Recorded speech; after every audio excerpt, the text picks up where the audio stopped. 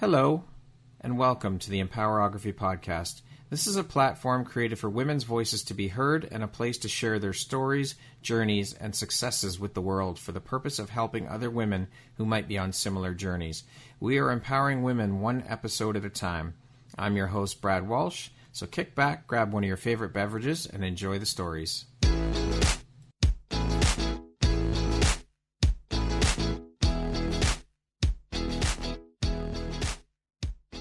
Hello, everyone. Brad Walsh here, your host of the Empowerography Podcast. Today, my guest is Lisa Webb. She is the founder, owner of Wine, Women, and Wellbeing based in Calgary. How are you doing today, Lisa?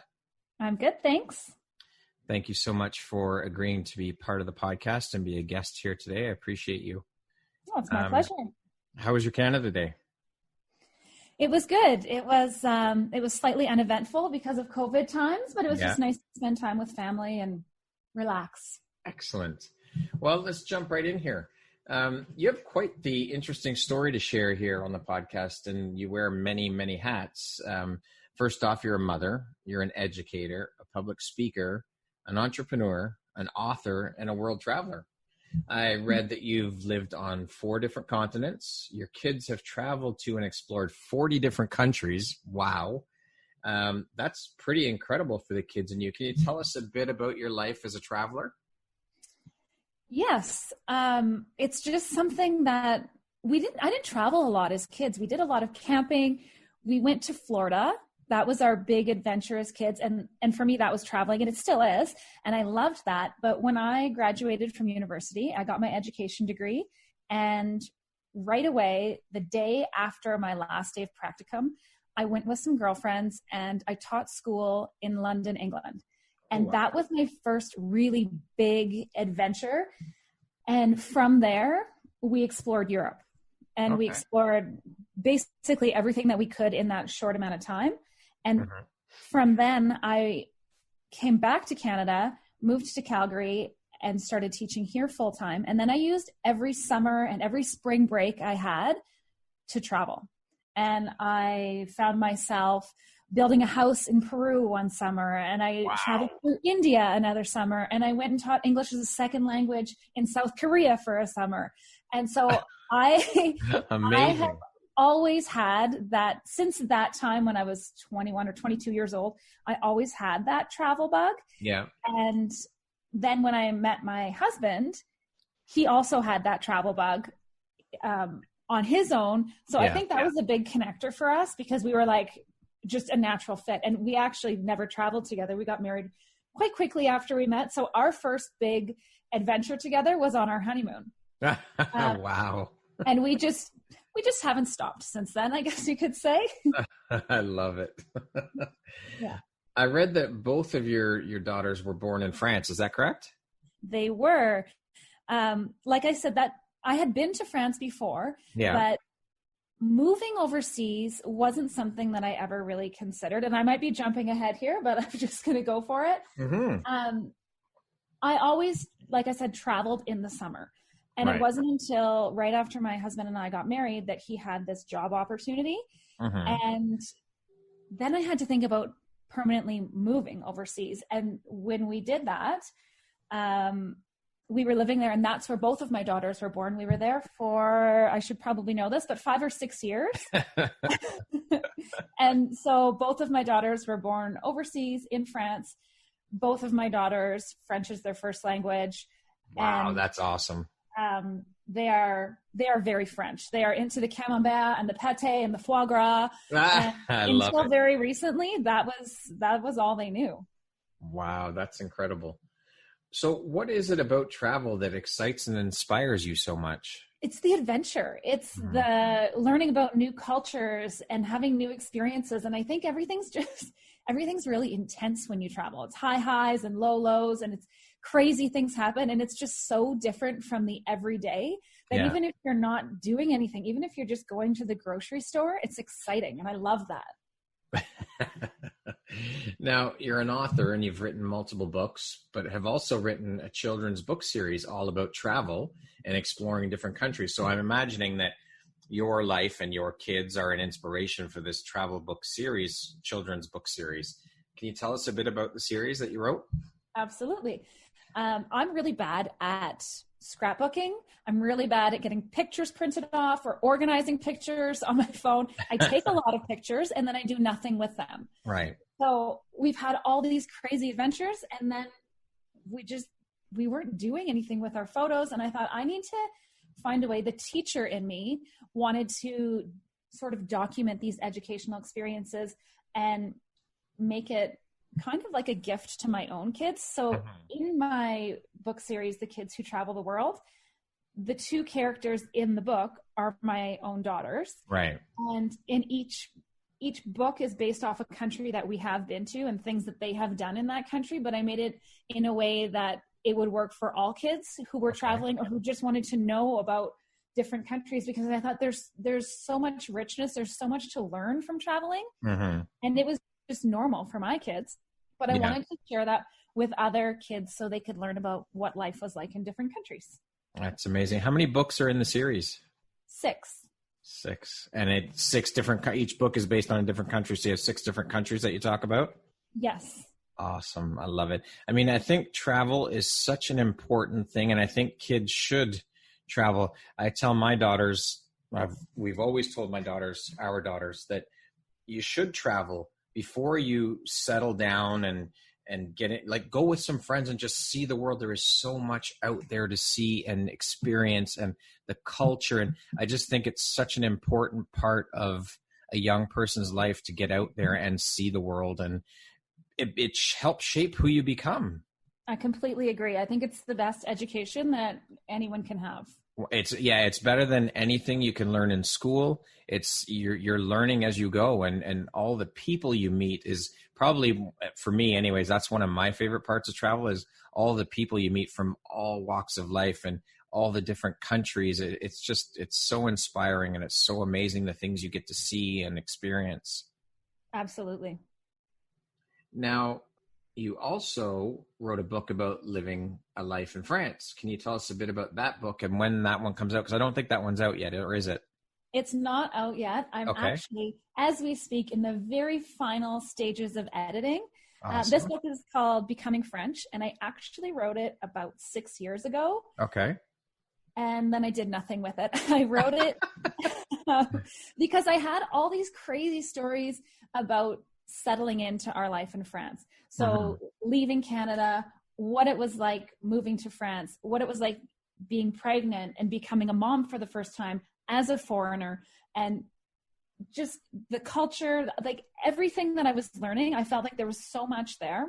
So I wrote this book actually when we were leaving France as kind of like a coping mechanism, as a journal, as all kinds of things. And then life happened and we moved to different countries and different things were happening. And I never did anything with it until we came back to Canada. And then some other things happened in my life that we'll probably get to later, but life just got very busy, and I didn't have the time that I once did, or that I could once dedicate to getting this book out into the world. So I'm extremely late on my edits, but it is, it's getting done nonetheless. Process as we speak, and it's called Becoming French. Awesome. Now, is there a potential release date for it yet, or is that still in the works? That's on my shoulders when I actually get my act together. But I would say like maybe in the fall. It should have been out by now, for being honest. I'm like a year late on this. So I don't want to put any exact date, but just keep an eye out for it. All right. And so so people out there know, where can people find and purchase the books that you have written? Like this one that's coming out, your children's book series. Everything's on Amazon. And on all of the Amazons, whether you're Amazon FR, if you're in France, like .com, .ca, all the Amazons. Okay, perfect. What is it about being an author that you love so much? Is writing one of your first loves? And how did you get started as an author? I mean, I know you're a teacher, but where did it all begin, and why did you start writing books? You know what? When I was in school, on my report card, and my mom was just going through some things, and she found an old report card, I think from grade 3 or 4. And she took a picture of it and sent it to me and it said something about how Lisa is an excellent creative writer.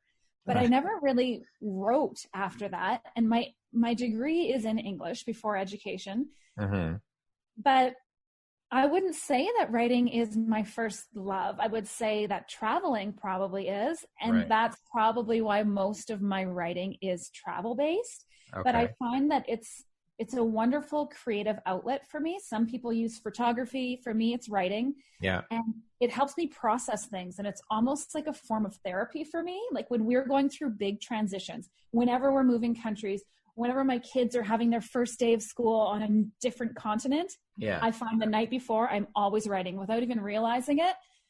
I'm writing because that just is like my coping mechanism. Okay. Very cool. I like it. Mm-hmm. So not only do you wear all these hats, but you also were the founder of, or are the founder, of Wine, Women, and Wellbeing. Can you tell us what that organization is all about and how that all came to be? Sure. When I lived in these different countries, a lot of times there were women's organizations that were established already, so that when you arrived in a different country, you could just go to events and there was a group of women who had things organized for you. And this often happened in like the crazier countries that I've lived in, like rural Indonesia or the Congo. There were women's groups because they didn't speak English and it wasn't easy to meet new people per se. So there was organizations that were established and you didn't have to get invited. You could just go. And when I came back to Canada, I knew what that meant to me while I was away. And through my writing site, Canadian Expat Mom, people knew that I was coming back to Canada. And then other people in the expat community who were moving to Canada, some of them had said to me like, oh, where's the ladies organization? Like, what's the group to join? And I said, oh, I don't think there is one. Yeah. And a couple times people have said, oh, well, you should make one. And I was like, oh yeah, ha ha ha, that's a great idea. And I just was like, lady, I'm figuring out life in Canada. I'm back teaching full time. I've never been a working mom before. I just had all this stuff going on. But then slowly I thought, you know what? If I could use this, because I was still feeling like I would have loved to have something like that existed. So eventually that seed got planted and I decided that I was going to try and see if that could happen so that there would be a place where women could find community and they didn't have to know someone to show up. They didn't have to be an entrepreneur or a mom. They could just come and have something to do once or twice a month where they would be welcome and could meet new people and build relationships. And that's basically where it sprouted from. Wow. That's amazing. That's inspiring. I mean, the fact that you had that on your travels and then brought back the concept, the idea of that, because it wasn't in existence where you were living in here back in Canada, and just decided to do it, to like, oh, you should do this. And well, there's not really anything like that, but okay, yeah, sure, I'll try it. Why not? Just throw caution to the wind and do it. Worst case scenario is that it's embarrassing because no one comes. And that's a real thing, because it would really suck if you put this into the world and then, oh, it's just me by myself. Like that would suck. But also it's the possibility of what could happen. Yes. And I saw in these other countries how amazing it was and how what it meant to women and the power in the room. Right. And I love that I did do it and take the leap, because it's easier to not do things like that sometimes. Yes, absolutely. I think it's inspiring. How long has Wine, Women, and Wellbeing now been in existence in Calgary? We had our 1-year anniversary in May. So May of 2019 was our first event. Awesome. And so how often are the events held, and what does a typical event consist of? What happens and what is it all about?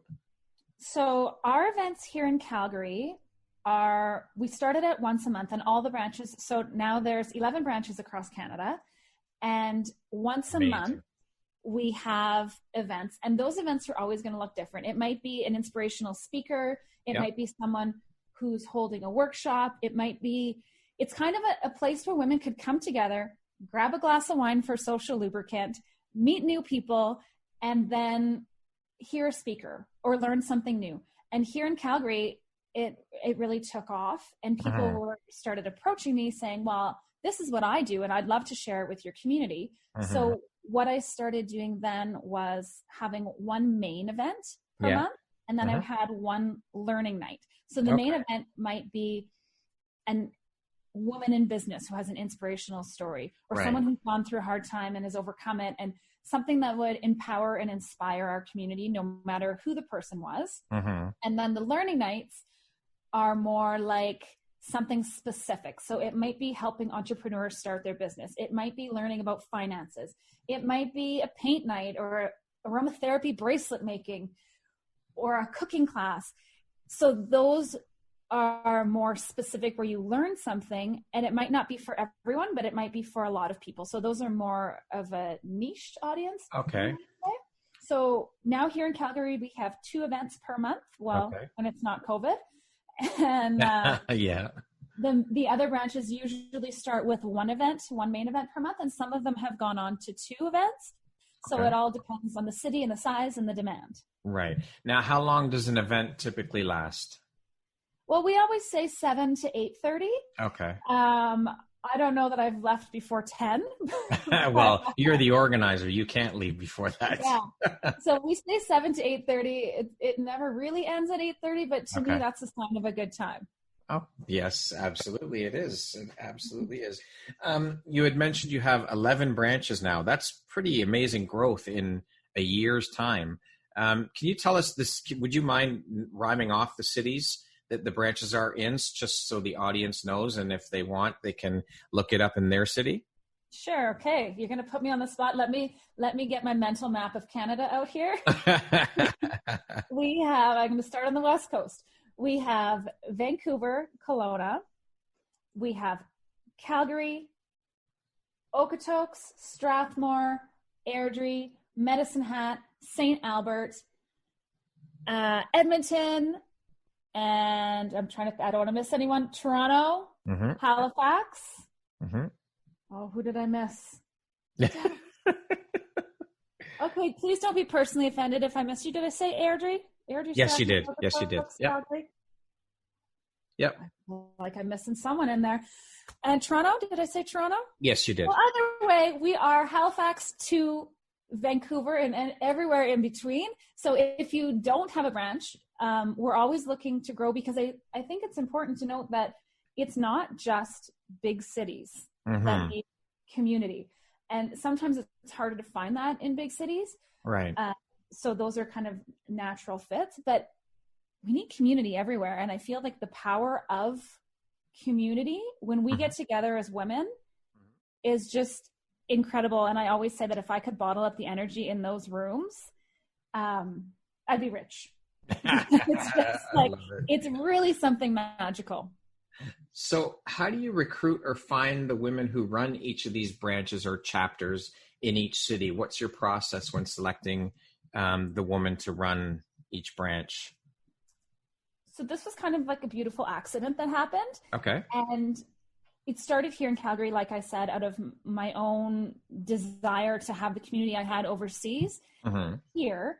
And then I thought, if this is this successful and people love it this much here, I feel like that could work anywhere. And I knew Christine is a girlfriend that I did my master's with in Halifax, and her and I started talking about, because she said, like, I love what you're doing. I love what you stand for. This is so fantastic.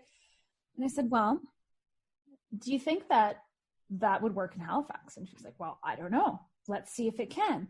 And then Alicia, who runs our Medicine Hat branch, I actually went to high school with her in Thunder Bay. And so she started kind of asking me about the same thing, because she saw what I was doing online. So those 2 branches I started with when we started expanding. And it was nice because I knew them. And so I could fail forward with them. Yeah. And like, if I made a mistake, and it took a really long time, well, it took several months to get them up and running off the ground and figure out what this is going to look like. Yeah. And then after that, it was someone who had come to Wine, Women, and Wellbeing in Calgary, had a sorority sister who lived in just outside Edmonton. And so she said, my friend might be interested in doing this. And then from there, I did a public speaking event with someone who opened the branch in Kelowna. And so people just approached me. And after that, people just came kind of out of the woodwork through Instagram and said, well, we don't have a branch here. I'd be interested in seeing what that looked like. And then So people approach me on Instagram, and I usually have a conversation with them and see if they're a good fit and let them know what it entails.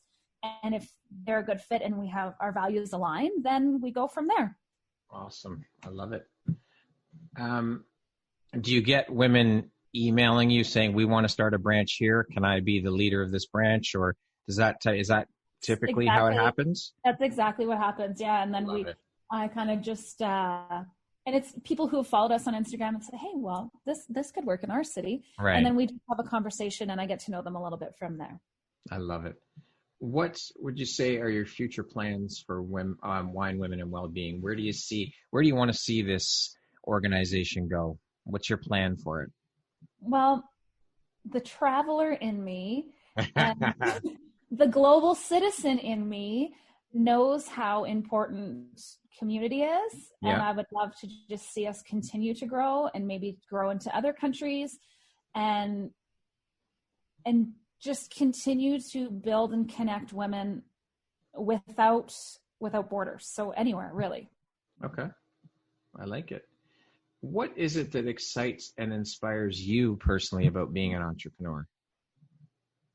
I think it's the opportunity to act on your big ideas. And it's kind of like traveling. You get challenged. You get challenged in ways that you don't expect, and you have to figure out how you're going to deal with things and figure out what your next step forward is. And sometimes it works out, sometimes it doesn't. And you just kind of the drive to push yourself. Yeah. Yeah. If you could go back, would you change anything about how you've done things up to this point in your life? I think that as far as when I moved overseas, I would say that it took me a little while to embrace change. Right. And to get on board with my new way of life, because my life and my career and my country of residence has changed so many times over the past decade that I would encourage myself to embrace the new quicker. Okay. What do you think your unique skill set or superpower is that's helped you become a successful entrepreneur, author, all of that? Probably my now willingness to try new things, because that's a hard thing to do when I'm a teacher and I'm only a teacher. And over the years, I've learned that I can really be a lot of things. I can be a mom, I can be an author, I can be a business owner.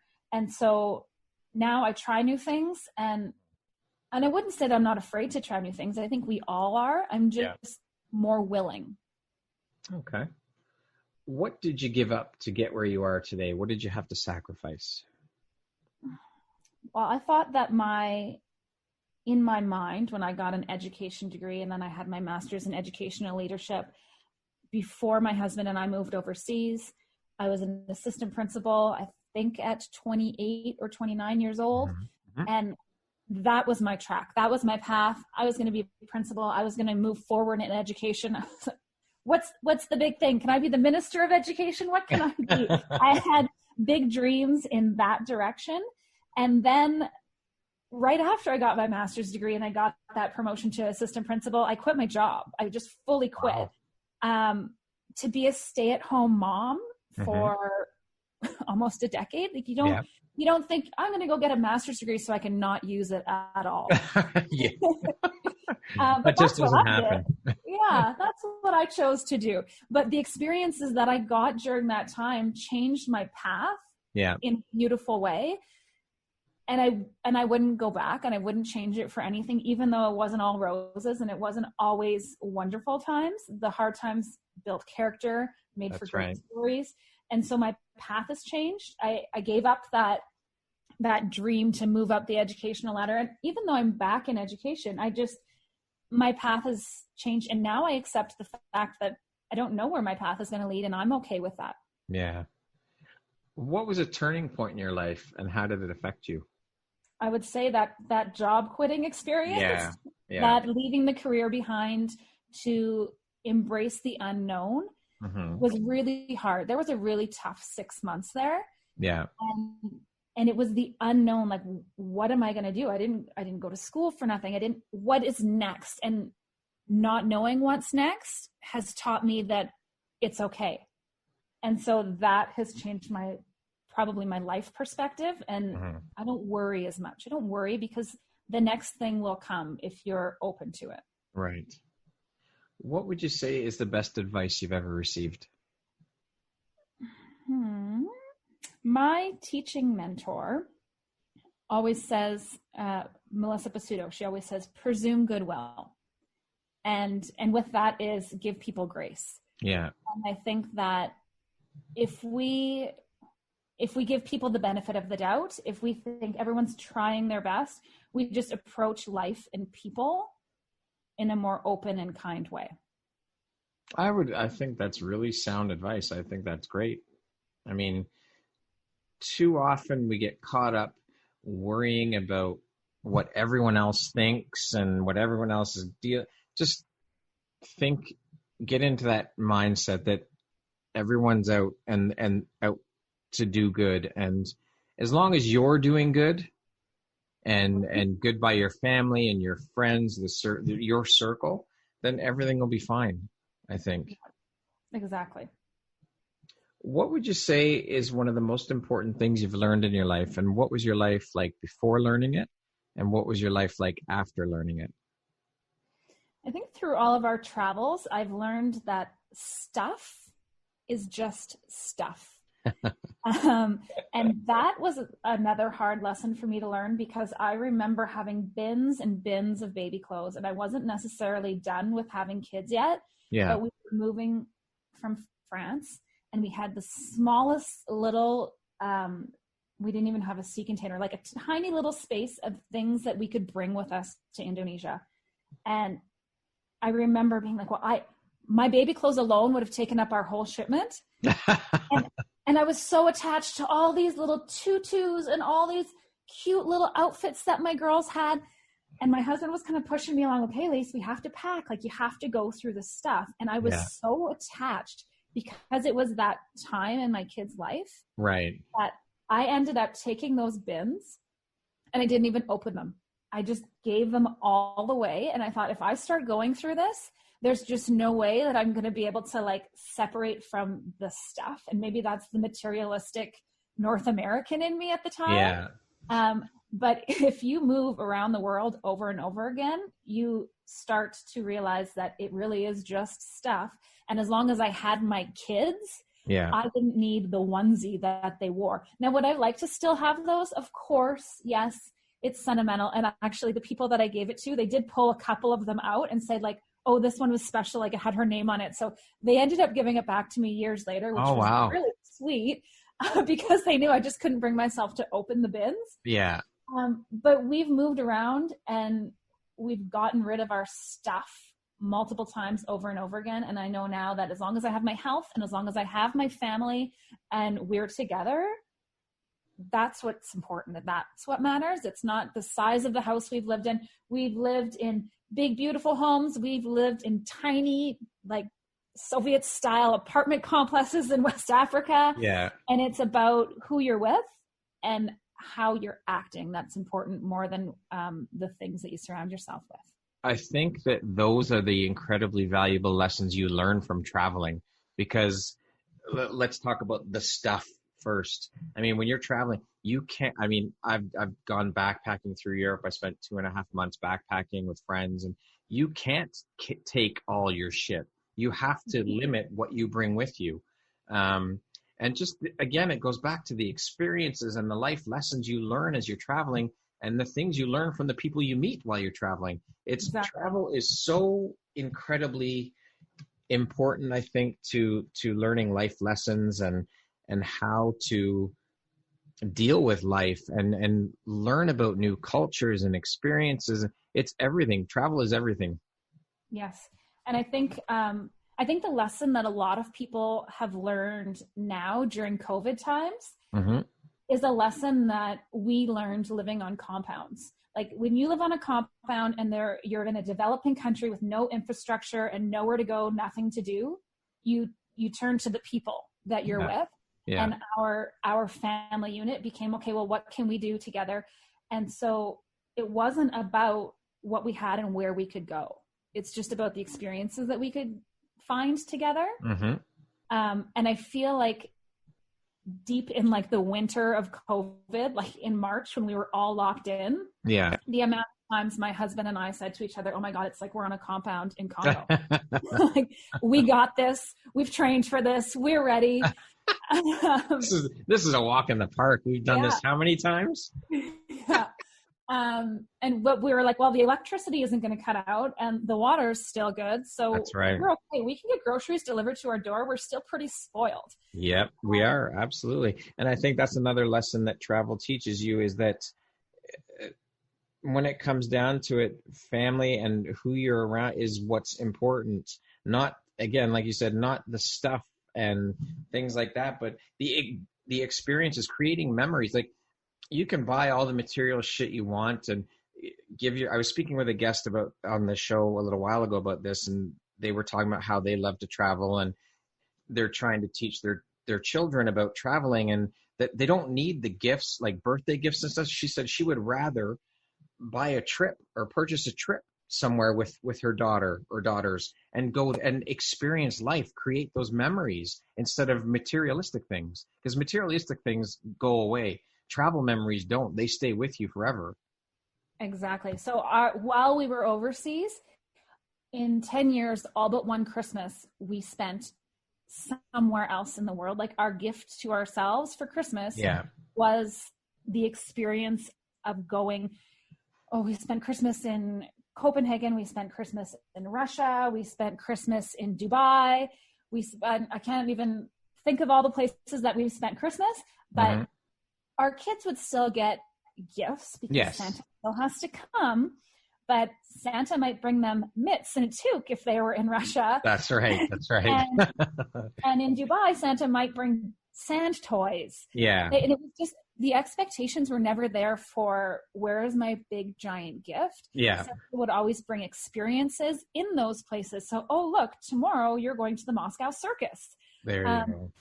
And that just became a really lovely thing.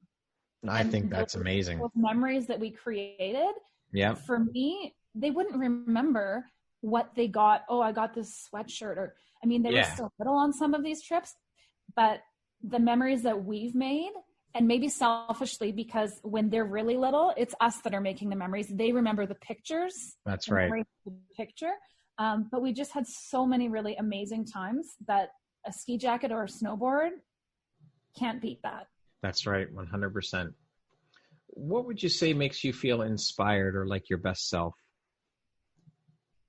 When I am in a room full of women who are powerful, passionate, kind, strong women. And for me, obviously, that's where Wine, Women, and Wellbeing comes into play. When I am in a room full of women with that energy, and you're feeding off the energy of other women, I would say that's me living my best life in my best self. Awesome. Who would you say have been the 3 most influential people in your life? I'm going to start with my mom. Yeah. Because my mom was a giver, is a giver. She always puts other people first. And my mom would be the one growing up who would take all the kids in the neighborhood and make us go sing Christmas carols at the old folks' home, or make us make sandwiches for the soup kitchen. Or she volunteered for the refugee committee in Thunder Bay where we grew up, and we'd help go set up houses. So for me, seeing my mom do that, and again, she didn't tell me anything. She just brought me to do things. Yeah. And I think that has led me to now just show my kids that there are all these strong women surrounding my life, which then surrounds their life. Right. And the fact that, well, my mom could do different things. My mom's a teacher, but she's also an author and she owns this business. And I think that just by doing what I'm doing is kind of like my mom showing me the way. I hope that I am showing my daughters the way. I'm sure you are leading by example. Independent women. Yeah. So I would say my mom. I would say Melissa Pasuto, who has been my mentor in teaching and in life since I was 22 years old and moved to Calgary. And she's just shown me so many things. And she's actually going to be our first speaker when Wine, Women, and Wellbeing opens back up in Calgary, because she has a Governor General Award for Educational Leadership. And the way that she teaches and inspires has always been inspiring to me, whether that's in the classroom or in my own business. Oh, yeah. And the third person I would say is my husband, because I call him a hard ass. He calls it tough love. My husband is always pushing me to do hard things in ways that I don't want to, but thank him for later. He makes me have conversations about history and politics and finance that I find very boring. But then I feel like I can hold my own in any conversation anywhere in the world. He's made me learn another language. He has made me learn to drive standard when I have phoned him crying and told him that I was stuck in an intersection and I was going to abandon his vehicle. And he said, Lise, if you're going to live in Europe, you're going to need to learn to drive standard, because you don't want to be stuck. Yeah. Like, so he pushes me to do the hard things all the time. And sometimes I hate him for it, but sometimes I love him for it. I love it. How would you like to be remembered? As being kind. Period. Plain and simple. Mm-hmm. How would you describe yourself in one word? I would say I am a people person. And as much as I need to have my alone time to recharge my battery once in a while, I definitely thrive off being around people that I like and that I aspire to be like. And I'm always about the more the merrier. Awesome. We say, said to my husband, oh, do you mind if we have a few people over? And he's thinking 4, and I will just invite everyone we know. 4 turns into 24. It's pretty much how we roll around here. Yeah. I love it. What does the word empowerment mean to you? It means that you are strong enough to show up as your best self. So when you're feeling empowered, you feel that you can act on making decisions that are best for you, best for others, and you feel proud of what you're doing. I love it. What is one of your favorite quotes? I don't know if I'm going to get this right, but a rising tide lifts all boats, or a rising tide floats all boats. Right. Lifts all boats. That's so funny you say. I just heard that quote for the first time 2 nights ago on the radio. I think it's absolutely true. And I always see it in our community, because by helping someone else, they're helping me, I'm helping them, and they end up helping someone else. So they don't, when we do well at something, when we have success, the others around us also find success. And I just think it's a beautiful thing. It's the ripple effect, the domino effect. Exactly. It's amazing. I actually absolutely love that quote. And it's so funny you say that one. What would be the perfect birthday gift for you, Lisa? It would be some kind of thoughtful gift of experience, because I think flowers die and clothes get old. I mean, as much as I do love diamonds. What woman doesn't love diamonds? If it's not going to be diamonds, then I would say the gift of experience in some way, an experience that is thoughtfully planned out that I would enjoy. It could be anything, really. Any kind of experience that I could have with people that I love. So something with my family that we could experience together. Again, to me, that's what life is all about. Experiences which create memories. That's everything, yes. I think. Same. What do you think are some of the challenges the next generation will face? I feel like the generation that's coming up has a life that we don't know exists yet, if that makes sense. Mm-hmm. Because if we think of life before the internet, the life that our parents lived is so different. The jobs that we have now, or some people have now, are so different than what my parents could have imagined happening.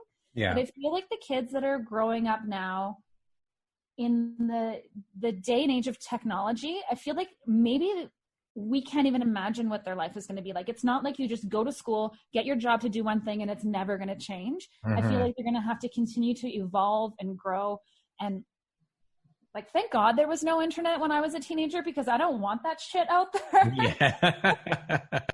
So I think they're going to face different challenges that we might not know about yet. Yeah. Yeah. I mean, yeah, you think too, when our parents were working and you had that one job for life. That's it. Now they say the average person is going to have 3 or 4 different careers in their lifetime. Exactly. And even if they have a career that lasts throughout their lifetime, they're going to have to, kind of like COVID has made us all shift and pivot. If you're teaching, well, now you're teaching online and you're doing Zoom and you're running your business in a different way. Yeah. I think there's going to be shifts and pivots along the way that even if people are doing a similar job, technology is going to have them adapting. So Lisa, if you were guaranteed the correct answer to one question in life, what question would you ask?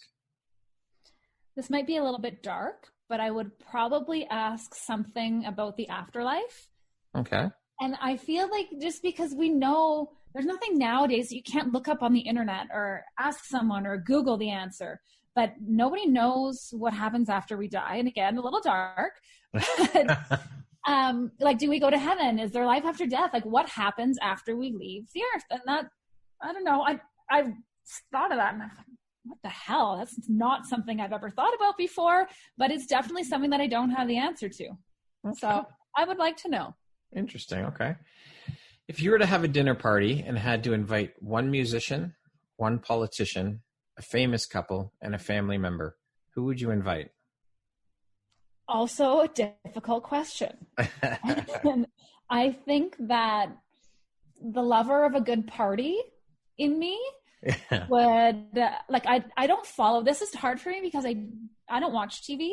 Yeah. I don't follow a lot of famous people. Like, I don't know people who were in the movies, but the musician, I would want someone where I know all the words to all the songs so that I could make them sing, like have a little karaoke session with me. So I would have to say probably like Stevie Nicks. Okay. I think I know every Fleetwood Mac song, and I went to the concert and it was amazing. Her voice is incredible, I have to say. Yeah. I think politician and famous couple maybe would go hand in hand. I think maybe I would have the Obamas because I think Barack seems like he'd be a fun time. Yeah. And Michelle Obama is inspiring and inspirational and would be wonderful to have some conversations with. Uh-huh. And a family member, I had a brother who passed away before I was born. Oh, so that would be, maybe that's where that afterlife question comes from. There you go. But I would say my brother David would definitely be the family member that I would want there. Very cool.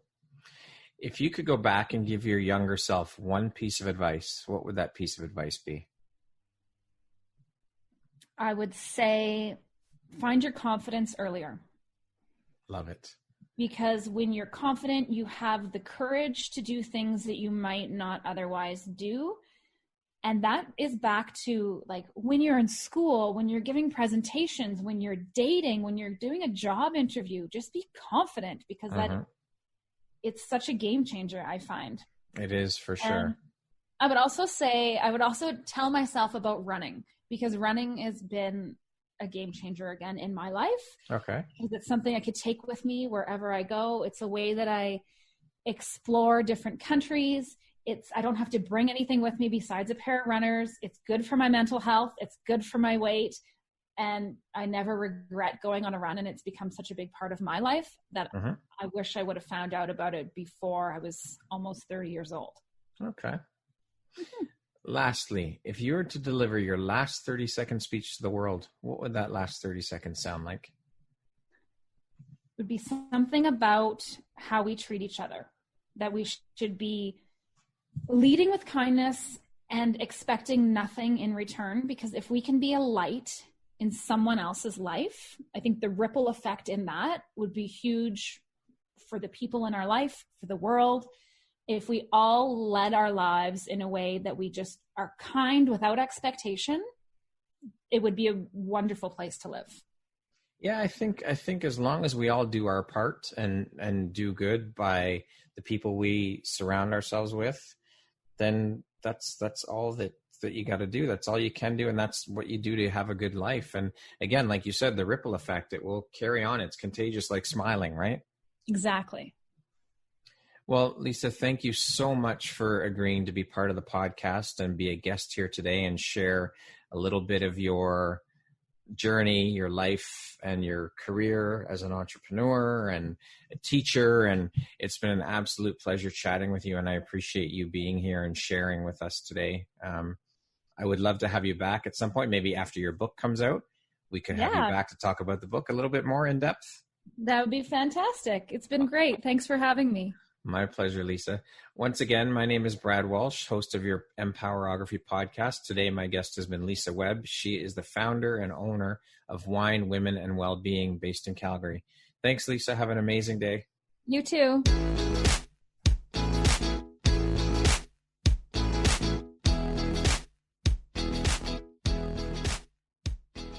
Thank you very much for listening to this podcast. If you haven't yet, please be sure to subscribe, rate, review, and share with all your friends.